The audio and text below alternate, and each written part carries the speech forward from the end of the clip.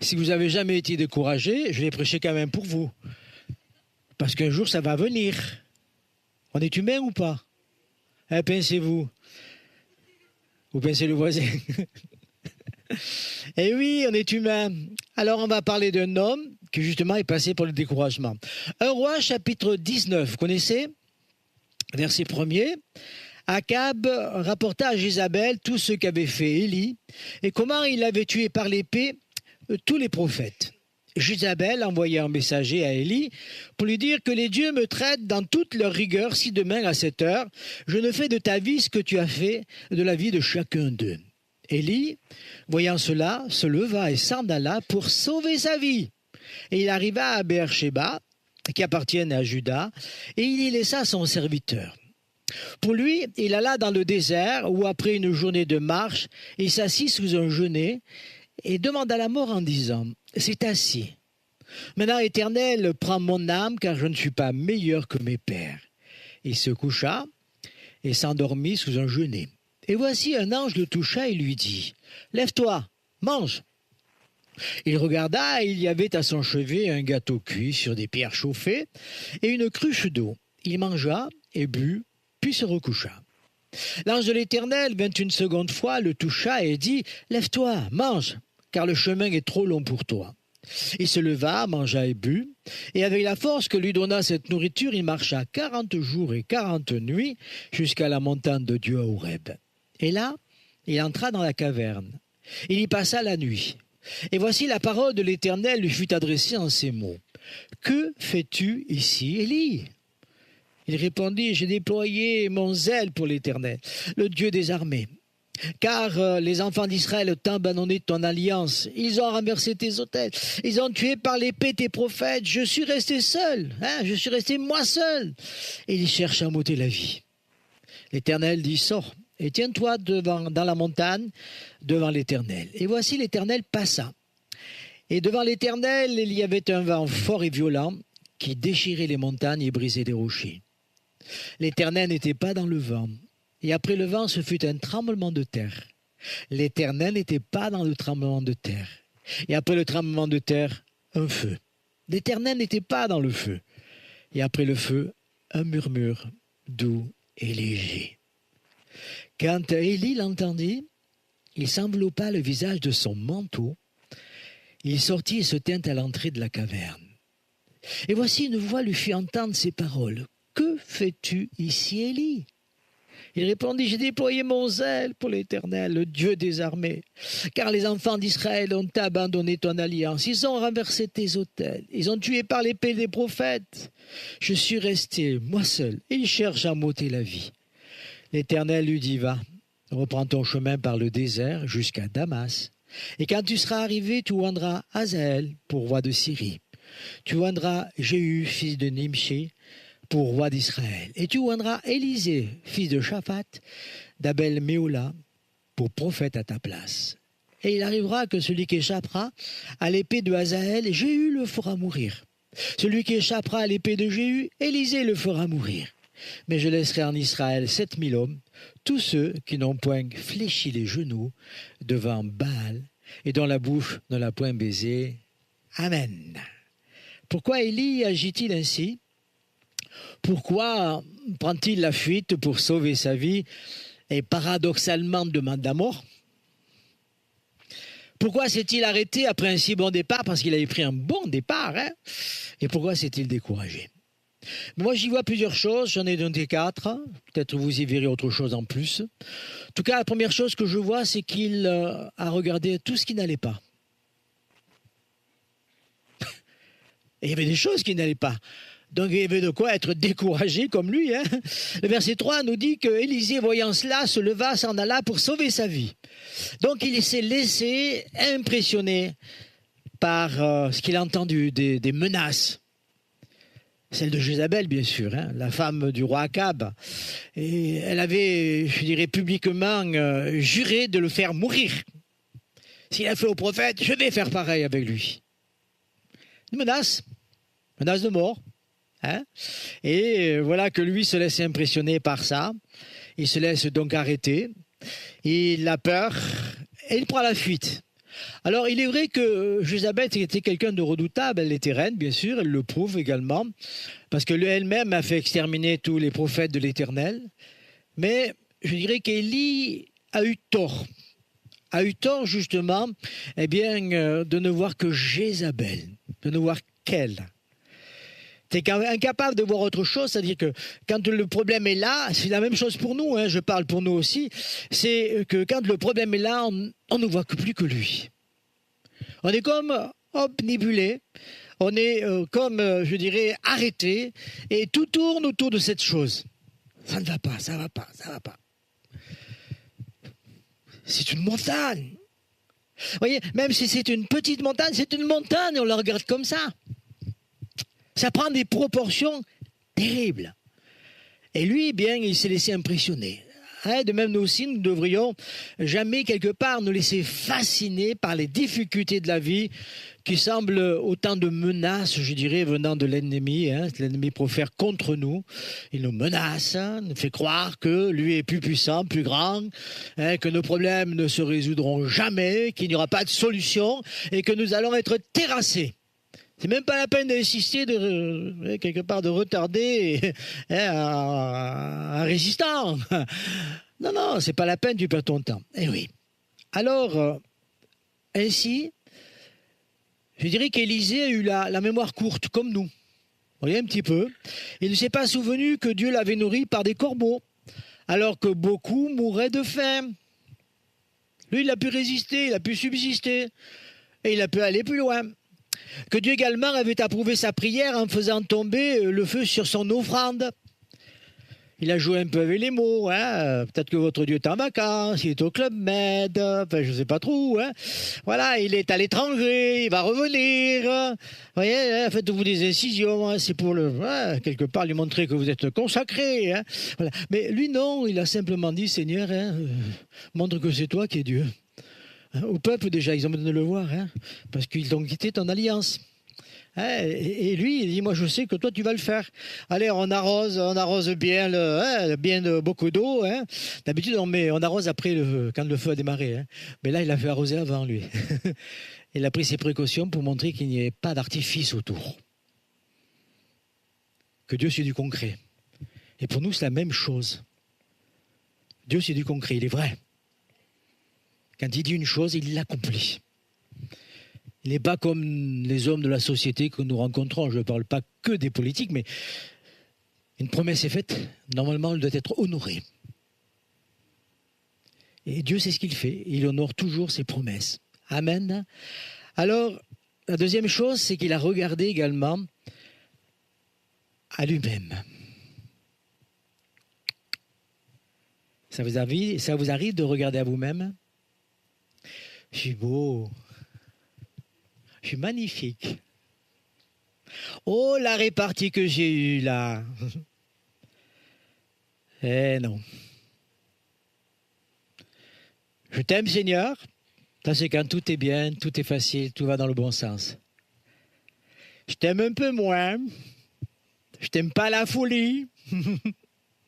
Pour ne pas dire, Seigneur, je ne sais plus où j'en suis. Alors il a regardé à lui-même, au verset 4 toujours, je ne suis pas meilleur que mes pères. C'était vrai, tu n'es pas meilleur. Si on se croit le meilleur, c'est que déjà on est en train de passer à côté.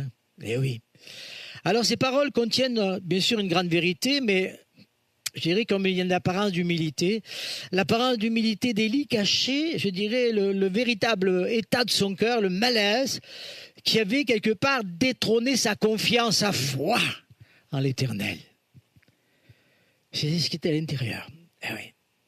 En fait, au lieu de regarder au Seigneur, à sa grandeur, à sa puissance, il n'a fait que regarder à lui-même. Voyez ? Ça ne vous arrive pas de faire pareil, vous ? Regardez un peu de ce côté aussi, parce que vous allez vous sentir visé de là. Mais oui, on est un peu pareil, on regarde à soi-même. Eh oui, eh oui, eh oui, oui. Alors, humainement parlant, comment aurait-il trouvé un réconfort dans ce qu'il voyait ? Le peuple avait abandonné l'Éternel, il semblerait que l'Éternel était, lui, muet.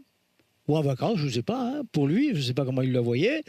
Et puis, il y avait cette reine imposante, telle qui faisait la loi. Hein, et que pesait cet homme, que pesait ce prophète face à la puissante reine, capable d'exterminer tous les prophètes de l'Éternel.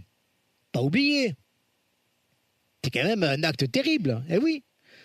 Alors, fort logiquement, voilà que le découragement, eh bien, s'est emparé de lui, le doute envahit son cœur, il regarda à lui-même au lieu de mettre sa confiance dans le Tout-Puissant. Amen. Dans l'Éternel. Pourquoi? C'est humainement parlant ce qu'il nous arrive aussi. Quand nous ne pouvons plus maîtriser les choses, que nous comptions sur nos capacités humaines, eh bien, quelque part, nous sommes comme étourdis, incapables de penser correctement, incapables, je dirais, de penser avec la foi, puisque nous regardons en nous-mêmes. Nous avons dit, je m'en suis toujours sorti. Pourquoi est-ce que cette fois, ça ne serait pas pareil? On va y arriver. Des fois, on se le dit, hein, comme à la méthode Coué. Je vais y arriver, je vais y arriver, je vais y arriver, je vais y arriver, je vais y arriver. Ça va marcher. Et puis ça ne marche pas. Oh, et là, on tombe de haut. Oui, parce qu'on n'avait rien préparé à côté. On ne s'était pas préparé devant Dieu. Et comme on ne s'est pas préparé avec Dieu, eh bien, on tombe de haut, et comme on est, il m'a été dit un jour, tu étais sur ton piédestal. Et oui, eh bien, c'est vrai. Alors, il a regardé à lui-même, au lieu de mettre en Dieu sa confiance, sa foi, son attente. Amen. Nous comprenons mieux maintenant pourquoi l'Écriture dit qu'Élie était un homme de la même nature que nous. D'accord? On est tous pareils, hein? Il dit que nous, on est venus sur terre et nu, on repartira.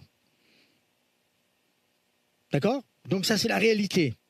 Le mépris de soi également ne contient qu'une apparence de sagesse et contribue en réalité à la satisfaction de la chair. C'est un petit peu ce qu'explique l'apôtre Paul dans sa lettre aux Colossiens, chapitre 2, verset 20, jusqu'au verset 23 inclus. Hein. Si vous êtes mort avec Christ au rudiment du monde, pourquoi? Comme si vous viviez dans le monde, vous impose-t-on ces préceptes. Ne prends pas, ne goûte pas, ne touche pas. Prétextes qui tous deviennent pernicieux par l'abus et qui ne sont fondés que sur les ordonnances et les doctrines des hommes. Ils ont en effet, à la vérité, une apparence. Vous voyez, c'est qu'une apparence. Une apparence de sagesse, en ce qu'ils indiquent un culte volontaire de l'humilité et le mépris du corps, mais ils sont sans aucun mérite et contribuent, et c'est là que j'en viens, à la satisfaction de la chair. On m'a dit qu'il ne fallait pas toucher, j'ai pas touché. Ah, je suis beau, formidable, je suis bien. Quelqu'un de extraordinaire. Ou d'extraordinaire, si vous voulez. Mais la vérité, elle est là. C'est que je ne suis pas extraordinaire. Quand Dieu me dit de ne pas toucher, de ne pas faire, je vais justement éviter de toucher ces choses-là, non pas parce que je veux paraître comme quelqu'un de grand, de formidable, mais parce que je veux plaire à Dieu. Et puis, comme je ne suis pas maso, eh bien, je veux m'éviter quelques coups. Hein, je ne sais pas si vous aimez les coups, vous. Vous aimez les coups? Levez la main. Non, mais on est pareil. Hein? Alors, obéissons de cœur. Alléluia. Non pas par obligation, parce qu'au-dessus de nous, il y a l'épée de Damoclès, qu'un jour ça batte, non, je vais le faire parce que j'aime le Seigneur. Parce que je veux lui plaire. Bien sûr, ça m'évitera les coups. Ça m'évitera les difficultés, certaines, disons. Hein? Et oui, ça m'évitera de me faire mal, bien sûr. Alors, si je reviens un petit peu à ça, à ce qui contribue à la satisfaction de la chair, nous savons qu'il n'y a rien de bon en nous. Mais est-ce qu'il faut s'arrêter là? Seigneur, il n'y a rien de bon en moi, alors pourquoi je me casserai la tête? Pourquoi est-ce que je ferai des efforts? Il n'y a rien de bon en moi. Quand je suis rentré au Point P de Paris, Il y a une méthode particulière dans les pompiers de Paris. Hein. Vous n'êtes pas bon, vous êtes mauvais. Tous. Vous n'êtes pas des cageux, mais vous êtes des wagons de cajou. Encore. Et en avant, et en avant, et en avant. Mais on nous brise pourquoi? On cherche à nous briser pourquoi? Pour que nous sachions résister. Parce qu'en opération, chacun compte sur l'équipier à côté de lui. Et même celui qui est au camion à la pompe, on compte sur lui pour avoir l'eau là-haut, dans le feu d'appartement. Vous comprenez? Donc on teste. Et Dieu, quelque part, nous fait passer lui aussi au test. Est-ce que je vais me laisser stopper, arrêter par la difficulté? Est-ce que vous comprenez tout, vous? Certainement, hein, vous n'êtes pas comme moi. Moi, il y a bien des choses qui me dépassent, que je ne comprends pas, que je ne sais pas comment je vais faire. Bon, écoutez, d'une manière, c'est bon parce que ça m'apprend à dépendre de Dieu. Vous voyez? Faire tout petit, de dire, oh, je n'ai pas l'explication là, je ne sais pas. Mais je sais une chose, c'est que toi, tu sais. Amen. Si moi, je ne sais pas, toi, tu sais. Et à partir de là, puisque tu sais, je vais te faire confiance. Si tu me dis attends, hop, j'attends. Si tu me dis va à gauche, hop, je vais à gauche. Si tu me dis allez, saisis-toi de ça, je vais me saisir de ça. C'est-à-dire que je vais faire exactement ce que Dieu me dit de faire, là où il me dit d'aller, la manière dont je dois le faire. Quelquefois, ça coûte aussi. Parce qu'on va passer pour, vous savez, un petit peu un demeuré, un minable, un faible, un fragile. C'est pas grave. C'est pas grave. Bon, ça va toucher à mon ego, peut-être. Je vais être un peu moins fier de moi. Mais en tout cas, je sais une chose, c'est que c'est Dieu qui justifie. Je suis passé par là. C'est des situations que j'ai vécues, ce dont je vous parle ce matin. Des situations que j'ai vécues où j'ai dû, quelque part, me faire tout petit, accepter la remontrance, accepter également la punition, la mise à l'écart. Mais quelque temps après, on m'a rappelé. Et là, j'ai pu dire, ah ben écoutez, vous m'avez dit, hop, voilà, la sanction est tombée. Même pas droit à la défense, même pas droit à me justifier, mais j'étais condamné. Alors j'ai accepté. Et puis quelques temps plus tard, on m'a rappelé en me disant, reprends ton poste. Et oui, ça avait fait des dégâts entre-temps. Vous voyez? Et là, je ne suis pas arrivé comme le vainqueur en essayant de dire « ça vous apprendra ». Non, pas du tout. Je suis rentré tout petit. C'est Dieu qui justifie. Vous comprenez? C'est Dieu qui nous donne raison, c'est Dieu qui nous met, je dirais, à manière à être élevé, ou c'est Dieu qui nous rabaisse. Et il faut accepter. C'est des choses qui peuvent vous arriver.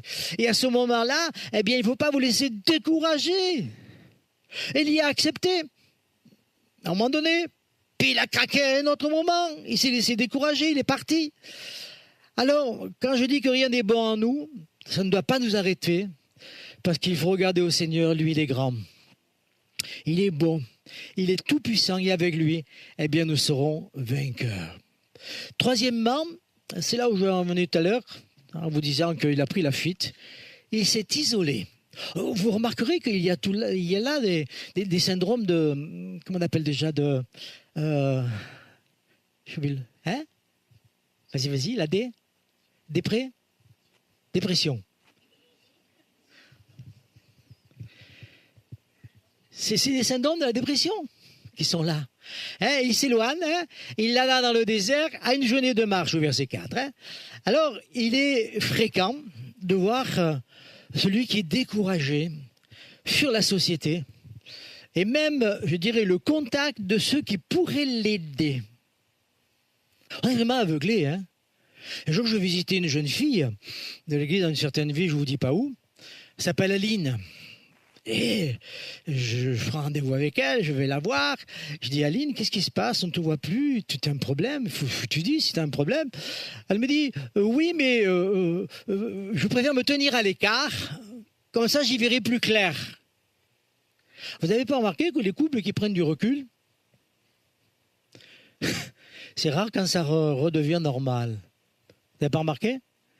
On le voit dans la société. Hein. D'ailleurs, je ne pense pas qu'on doit le voir chez les chrétiens, ou qu'on doit le voir. Ça arrive malheureusement. Mais on ne devrait pas. Alors, prendre du recul vis-à-vis de Dieu. Vous savez, c'est comme la chèvre de M. Seguin, qui croit que l'herbe est plus verte ailleurs, qui prend du recul. Vous voyez? Et puis hop, elle s'échappe, et hop, elle prend le sentier qui monte, l'herbe est verte là-haut. Elle a oublié qu'il y avait le loup. Et l'adversaire est un loup, un lion rugissant, qui aiguise ses appétits, lui. Je vais me faire un fricot. Vous comprenez? Eh oui, se tenir à l'écart.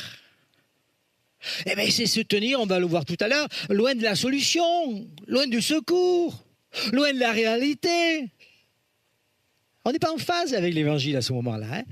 Alors, sommes-nous de ce que dit le Proverbe 18, verset 1, celui qui se tient à l'écart cherche ce qui lui plaît. Vous voulez la suite? Eh oui, parce qu'elle y est la suite. Hein. Des fois, on s'arrête là. Il s'irrite contre tout ce qui est sage. Eh bien, ce qui est sage, je le condamne. Ce qui est sage, je lui fais des reproches. Non, tu n'es pas correct. Oh, mais c'est pas ça que j'attendais. J'attendais que tu me flattes un peu. Vous voyez un peu? Il s'irrite contre tout ce qui est sage. Alors, par son entêtement à rester seul, l'homme découragé se prive lui-même d'une grande bénédiction. Amen. C'est le psalmiste qui ira jusqu'à dire, psaume 77, verset 3, « Mon âme refuse toute consolation. » Mon âme refuse toute consolation. Oh.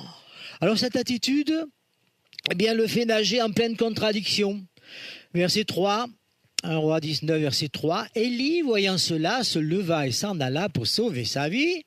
Il arriva à Beersheba, qui appartient à Juda. Il y laissa son serviteur.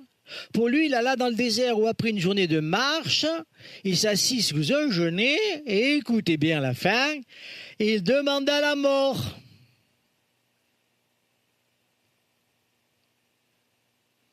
Vous y comprenez quelque chose? Ben oui, la déception ne nous fait pas voir clair. Au contraire, on est comme embrouillé. On est dans un brouillard. On n'y voit plus rien. On n'y comprend plus rien. Eh oui, il fuit Jézabel qui veut le tuer. Donc, si je comprends bien, mais il fuit pour échapper à la mort. Et en fin de compte, c'est lui qui demande la mort. Oh. Et là, vous lui diriez, Élie, ça va pas. Vous direz, c'est toi qui va pas bien. Vous n'avez pas remarqué ça? Hein? Eh oui, qu'on voit ces choses-là, bien sûr. Alors c'est paradoxal, c'est complètement incohérent, mais c'est ainsi. Et ce n'est pas en s'isolant, eh bien, que viendra le bon sens, le courage, la force. Non, ça ne viendra pas comme ça. Alors la dernière chose, la quatrième chose, c'est qu'il a cherché sa joie, sa récompense, sa joie, comme vous voulez, dans les résultats et non dans l'obéissance. Ce que Dieu nous demande, est-ce que c'est du résultat? Ce que Dieu nous demande, c'est de l'obéissance. D'accord? Même plus que les sacrifices. L'obéissance. Donc, il a obéi scrupuleusement à la parole de Dieu. Voilà que le peuple ne l'a pas suffi. Même pire. Ils ont abandonné l'alliance de Dieu. Certainement qu'ils ont fait des reproches. Tais-toi, prophète de malheur. Toi, tu leur veux le bonheur. Eux, ils te traitent de provoqueur de malheur. Alors c'est Dieu, c'est ce qui ressort de l'Écriture, en Roi 18, verset 36. Au moment de la présentation de l'offrande, Élie le prophète s'avança et dit, Éternel Dieu d'Abraham, d'Isaac, d'Israël, donc il rappelle un petit peu les pères, que l'on sache aujourd'hui que tu es Dieu en Israël, que je suis ton serviteur et que j'ai fait toutes ces choses par ta parole. Jusque-là, tout va bien. Réponds-moi, Éternel, réponds-moi, afin que ce peuple reconnaisse que c'est toi, Éternel, qui est Dieu, que c'est toi qui ramène leur cœur. Verset 1 Roi chapitre 19, verset 9. Ça, c'est après, hein, le feu est descendu, etc. Tout va bien, normalement. Là, il entra dans une caverne. Et il passa la nuit, et voici la parole de l'Éternel lui fut adressée en ces mots. Que fais-tu ici, Élie? Répondis, j'ai déployé mon zèle pour l'Éternel, le Dieu des armées, car les enfants d'Israël ont abandonné ton alliance, ils ont renversé tes autels, ils ont tué par l'épée tes prophètes, je suis resté moi seul, et ils cherchent à m'ôter la vie. Une deuxième fois, Dieu s'adresse à lui, c'est au verset 13. Que fais-tu ici, Élie? Il répondit, j'ai déployé mon zèle pour l'Éternel, le Dieu des armées, car les enfants d'Israël ont abandonné ton alliance, ils ont renversé tes autels, ils ont tué par l'épée tes prophètes, je suis resté moi seul, et ils cherchent à m'ôter la vie.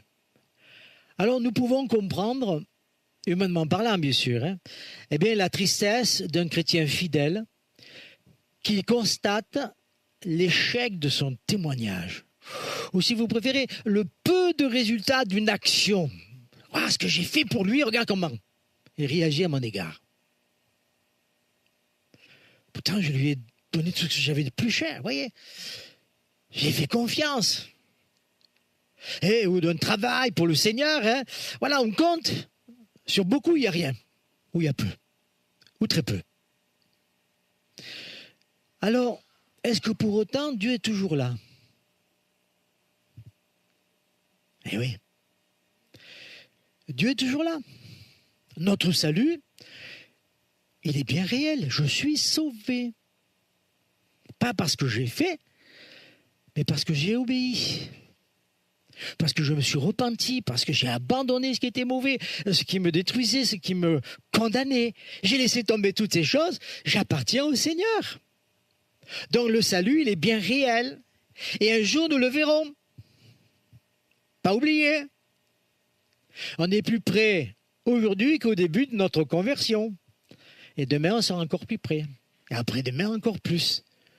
Jusqu'à ce que le Seigneur revienne. Amen. Eh oui. Alors, Dieu est toujours là. Notre salut étant bien réel.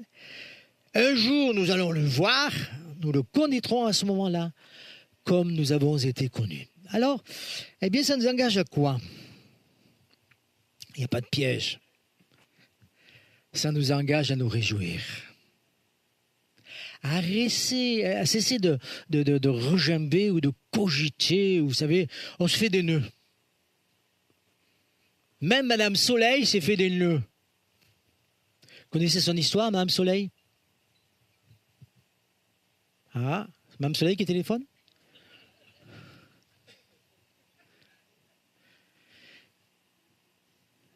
Il aurait mis un coup de téléphone du Seigneur. Hein? Vous croyez pas? Madame Soleil, elle se tirait les cartes. Elle les tirait pour les autres, mais elle se tirait pour elle. Et puis, elle arrivait à un moment donné où elle ne trouvait plus rien de bon. Et un jour, elle est tombée malade. Elle a dit, ça y est. C'est ce que je voyais là au bout, dans mes dernières cartes. Elle est tombée malade, elle a été hospitalisée pour des soins. Et là, dans la chambre d'hôpital où elle était, elle s'est retrouvée à côté d'une chrétienne. Une enfant de lumière. Amen. Une croyante. Une disciple de Jésus-Christ. Et elles ont conversé ensemble. Je suis voyante. Je suis chrétienne. J'ai la lumière. Et toi, tu as les ténèbres. Et finalement, Madame Soleil ne pouvait pas voir plus loin, parce qu'après, ça ne lui appartenait plus. Et elle s'est convertie. Elle est morte aujourd'hui. Hein. Mais vous voyez un petit peu,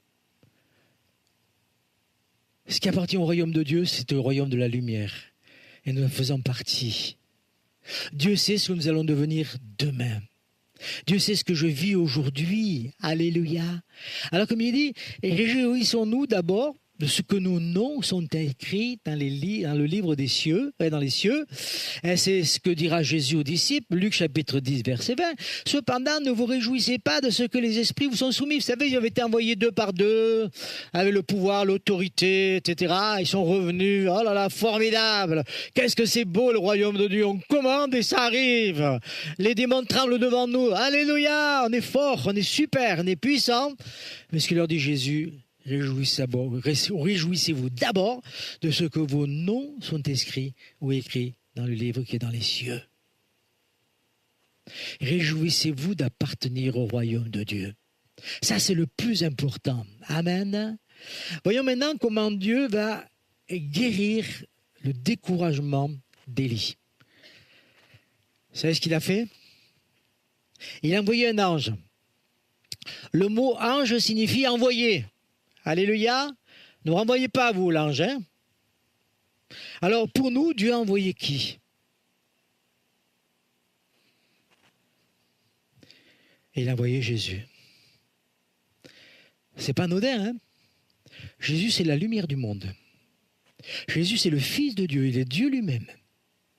Alors il est venu avec un baume pour nos blessures, une nourriture pour notre âme fatiguée. Quelle nourriture! Avec cette nourriture qui n'était pas grand-chose, hein, eh bien il va pouvoir marcher 40 jours et 40 nuits. Je pense que les coureurs cyclistes, je pense que les sportifs qui font du biathlon en ce moment, là, sur la neige, eh bien, ils aimeraient cette nourriture pour marcher 40 jours et courir 40 jours et 40 nuits sans se fatiguer. Formidable, hein? Eh oui. Alors, Jean dira ceci, je suis le pain de vie. C'est pas Jean, c'est dans l'évangile de Jean, mais c'est Jésus qui dit, je suis le pain de vie. Celui qui vient en moi n'aura jamais faim, celui qui croit en moi n'aura jamais soif. Donc l'ange ne va pas faire un long discours. Vous avez vu? Lève-toi, mange.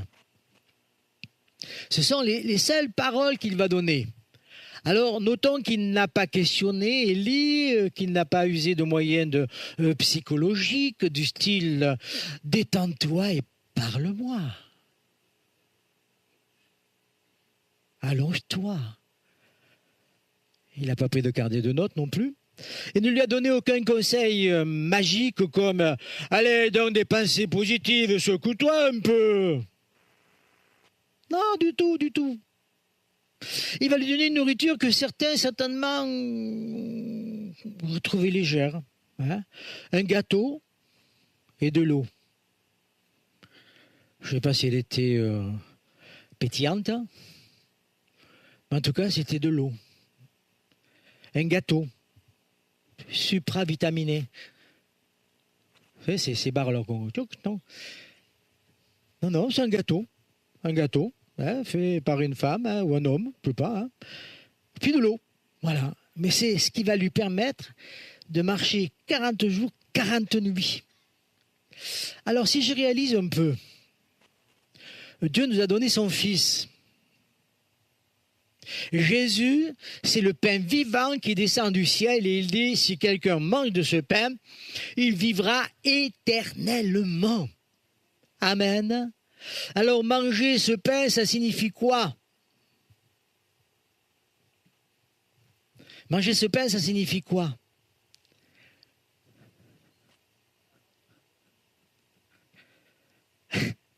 Ça signifie croire en lui. Pas compliqué l'évangile. Hein? Ça signifie croire en lui. Lui seul, c'est le remède au découragement. Et à partir de là, eh bien, c'est de faire nôtres les paroles de Dieu, les paroles de Jésus, c'est d'y croire, de les assimiler, de les méditer. Vous savez, la vache, elle broute l'herbe et ensuite, ça travaille. Hein? Et oui, pour ensuite produire du lait. C'est bon le lait vitaminé. Hein? Voilà. Alors, c'est de les proclamer également, hein? D'y croire, de les proclamer, de nous y accrocher, de nous y attacher. C'est y faire confiance. Parce que c'est lui, le pain qui donne la vie. L'ange l'attire sur la montagne. Moi, j'y vois également autre chose. Vous savez, quand on monte, quand on s'élève, c'est qu'on va avoir quelque chose de mieux. D'accord ? Moi, c'est ces images que je me donne. Hein. Dieu, je le crois, avait une plus grande révélation à lui faire. Amen. Horeb, c'est l'autre nom du Sinaï. D'accord ? Ça vous dit quelque chose ? Cette montagne sacrée pour les Israélites qui ramenait Élie aux expériences du passé. Amen. Eh oui. Quand Dieu avait donné par Moïse la loi à son peuple, il y avait quand même un témoignage sur cette montagne. Eh oui, eh oui. Quelque part, Dieu veut lui montrer sa grandeur, sa gloire, sa puissance, son autorité. Dieu a beaucoup de moyens pour se révéler, pour bénir et faire triompher son nom. Vous le savez. Nous voyons avec notre petite vision. Vous voyez une vision plus large, plus profonde. Il est capable de voir à l'intérieur de nos cœurs, dans nos esprits, ce qui se passe là à l'instant. Ce que tu es en train de penser. Hein. Des fois, on est surpris. Un jour, il y a un gars qui me disait, quand tu parlais de ça, j'avais envie de me lever, de t'en mettre deux.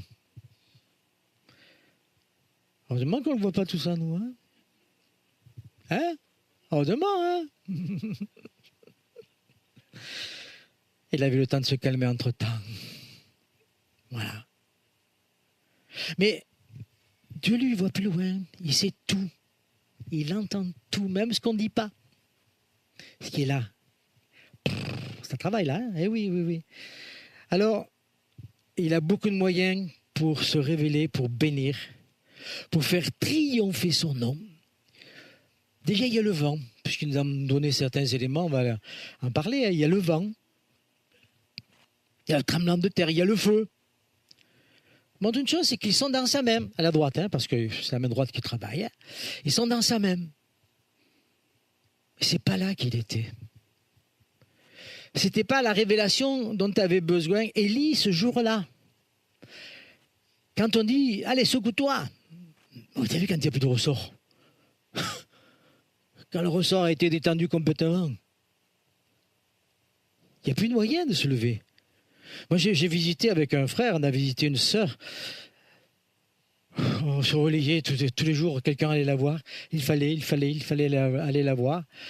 On avait beau lui dire, sa mère gardait ses enfants, le mari travaillait, il était représentant. Donc la semaine, elle était seule avec ses gosses. Elle était incapable de se bouger, ne serait-ce que du divan. Elle était incapable, elle n'avait plus de force, elle était au bout du rouleau. Alors vous pouvez lui dire, allez, secoue-toi. Quoi? C'est impossible. Impossible, elle ne pouvait pas. Fabienne s'appelle. Pas toi, hein? Fabienne. Eh oui. Qu'est-ce qu'on lui a dit, Fabienne? Puis on a prié pour elle, on a prié pour elle, on a prié pour elle. Tous les jours, on lui parlait d'un verset. Vous savez, c'est la parole. Majorette, c'est la nourriture, c'est la parole. La force, c'est la parole. On a beau lui dire, je sais pas, avoir, je sais pas, une notice humaine, établie par des hommes de science. Mais nous, on avait une ordonnance qui était la parole de Dieu. Hein, la parole de Dieu. Et on lui parlait. Et puis, il a fini par se laisser éclairer. C'est-à-dire qu'il y a eu une faille à un moment donné dans son système, je ne sais pas trop quoi. Elle s'est laissée imprégner par la parole de Dieu. Elle s'est laissée imprégner. Elle a levé la tête. Et là, elle a pu se lever parce que le ressort avait été retendu. Il a été recompressé, donc ça fonctionnait. Et à ce moment-là, elle a compris, elle a saisi. Et la dernière fois où je l'ai vue, c'était à un congrès à Béziers, parce que ça passe à Béziers. À Béziers, elle me dit, Bernard, tu te souviens de moi? Oui. Il dit, qu'est-ce qu'on a passé du temps avec toi? Elle me dit, mais tu sais, je me rendais compte de rien. Pour moi, ça a été le trou noir. Mais je sais ce que vous avez fait. On a prié, c'est ce qu'on a fait. On a donné la parole de Dieu. On a donné de la nourriture. On a donné de la dynamique. Et voilà. Et puis ça marche. Ça marche. Elle a besoin de cela, de la parole de Dieu, et ça a marché. Oh, je vous dis pas, ça s'est pas fait en un jour. Hein. Parce qu'à Sérignan, on y est allé quelques fois, hein, Bernard et moi. Deux Bernard d'ailleurs, tiens. On était deux serviteurs qui s'appelions Bernard. Vous savez ce que ça signifie, Bernard? Ça me vient comme ça, là. C'est hors sujet. Hein. Bernard, ça signifie ours dur. Ça vient de l'allemand, Barnard. Ça vous va? Allez, je sais être un ours dur aussi, hein, sur mes grands sourires. Alors, en tout cas, voilà, elle n'était pas dedans. Hein, le Seigneur n'était pas dans le tremblement de terre, il n'était pas dans le feu. Non. Toutes ces choses sont dans sa main. Il fait ce qu'il veut. D'accord? Mais voilà que c'est dans un murmure doux et léger que Dieu va parler à Élie. À cette Fabienne, si on l'avait secouée, puis lui dire, mais tu vas comprendre, ça n'aurait jamais marché. Mais on était doux, on était patients, on avait des propos doux, non pas fatigants, parce qu'on n'avait pas rajouté la culpabilité, du tout, ça ne sert à rien. Voilà. Mais on s'est mis à sa portée. Alors, ça montre une chose, c'est que Dieu a beaucoup de moyens. Amen. Dieu peut tout. Moi, je le crois. Et il m'arrive de me trouver face à des personnes qui ne le savent pas.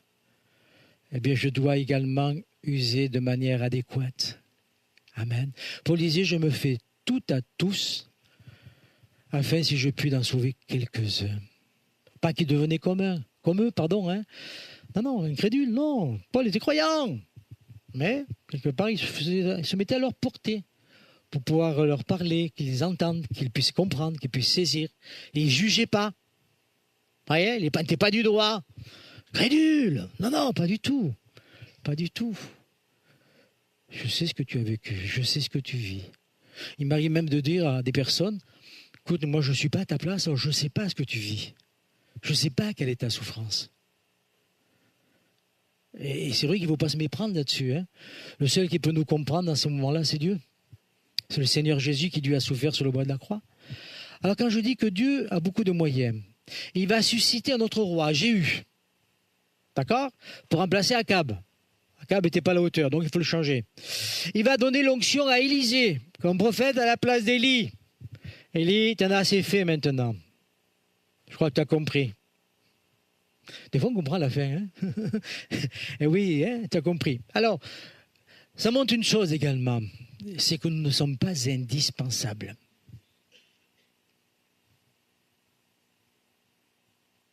Si tu te crois indispensable, eh bien, je devrais te dire que tu n'es pas indispensable. Que le Seigneur fait ce qu'il veut. Amen. Eh oui. Et puis Élie également l'ignorait bien sûr, mais Dieu avait beaucoup de fidèles encore. Il parlait de ces 7000 hommes en Israël qui n'avaient pas fléchi le genou devant Baal, et apparemment, Élie ne le savait pas. Tu te crois seul? Certainement, Dieu a placé à côté de toi quelqu'un. Tu l'ignores parce que tu es incapable de le voir en ce moment. Hein, le découragement est là. Puisses-tu ouvrir les yeux. Regardez voir. Le Seigneur pourvoit en toutes choses. Amen. Non, tu n'es pas seul. D'abord, il y a le Seigneur. Il y a l'Esprit de Dieu. Il y a le Seigneur Jésus. Amen. Et les trois sont d'accord justement pour faire aller les choses dans le bon sens, dans la bonne direction. Le Père, le Fils et l'Esprit. Alléluia. C'est hors sujet. Hein. Quand j'étais donc à l'époque pompier à Carpentras, j'étais également chrétien et membre de l'Assemblée de Carpentras. Puis quand je me suis converti, j'ai découvert qu'il y avait des longues veilles. Vous voyez ? Avec plein d'activités. On passait la soirée ensemble du 31 au 1er, hein, au 31 décembre au 1er janvier. Et puis, d'autres voulaient le 31 aussi. Hein, ils voulaient la soirée du 31 pour aller festoyer. Hein. Et puis, on faisait chaque fois un tirage au sort. Courte paille, hein, les petits papiers. J'ai connu tout ça, moi. Hein. Et chaque fois, ça tombait sur moi. C'est pas 1 an, pas 2 ans, pas 3 ans, pas 4 ans, mais 5 ans. Avant que je parte dans le ministère. Dernière année, j'ai dit, je ne me présente pas. Et puis j'ai vu qu'il y en a un qui se présentait et qui lui voulait toujours tout. Oh, j'ai dit, si il se présente, je me présente aussi. Et j'ai encore gagné. Et mes collègues ont fini par dire, écoutez, ouais, mais avec toi, c'est pas du jeu. Il y a le Père, le Fils et le Saint-Esprit avec toi. Sans le savoir, il disait une grande vérité. Amen. Même le monde, quelque part sans le vouloir, est en train de le dire. Donc à partir de là, tu n'es pas seul, mon frère, ma sœur. Il y a avec toi le Tout-Puissant. Alors ne te laisse pas démoraliser, ne te laisse pas décourager, avance. Tu es fils du roi, punaise. Dites-moi. Il est avec toi, le Tout-Puissant. Réjouis-toi. Réjouis-toi. Il n'y a pas de résultat aujourd'hui, mais demain, tu sais ce que demain sera fait? Qui le sait? Vous avez vu Mme Soleil? Hein? Alors, puisque le Tout-Puissant est avec toi, réjouis-toi. Fais-lui confiance. Ne te laisse pas décourager, ne te laisse pas arrêter, mais va plus loin avec le Seigneur. Ferme tes oreilles. Ferme tes oreilles à ce que veut te dire l'adversaire. Laisse partir ces choses. Ne les garde pas. Parce que c'est mauvais, parce qu'après ça prend forme. Et le travail se fait, un travail de sape. Écoute la parole de Dieu. T'es pas meilleur? Hein, je goûtais le papier là. Ah, c'était comme du miel. Ah, ça nourrissait mes entrailles. Alléluia. C'est pas le torboyau. Vous voyez qu'on veut nous faire quelque part assimiler là. Hein? Non, non, c'est pas un torboyau. Ça réjouit mon âme. Ça me fait du bien. Amen. C'est bon, ça soulage. Alléluia. Merci pour ta parole. Merci parce qu'auprès de toi, nous avons l'assurance de ne jamais être seuls, Seigneur. Pouvoir avancer, Seigneur, et surtout te plaire en te faisant confiance jusqu'au bout. L'adversaire n'a qu'un but, c'est lui, c'est de nous arrêter, c'est de nous stopper, de nous faire dérailler. Nous voulons rester tout simplement auprès de toi. Tu as dit que personne ne nous arracherait de ta main, mais que nous pourrions sortir de ta main. Et c'est là le problème. Seigneur, je veux rester dans ta bonne main. Dis-le ce matin, toi aussi. Je veux rester dans ta bonne main, Seigneur. Je veux être gardé, je veux être préservé. Je veux mettre la foi comme ce bouclier qui fait reculer l'adversaire. Alors sois béni, Seigneur. Et merci de visiter ton Église, de faire du bien à ton peuple et à toi la gloire. Amen.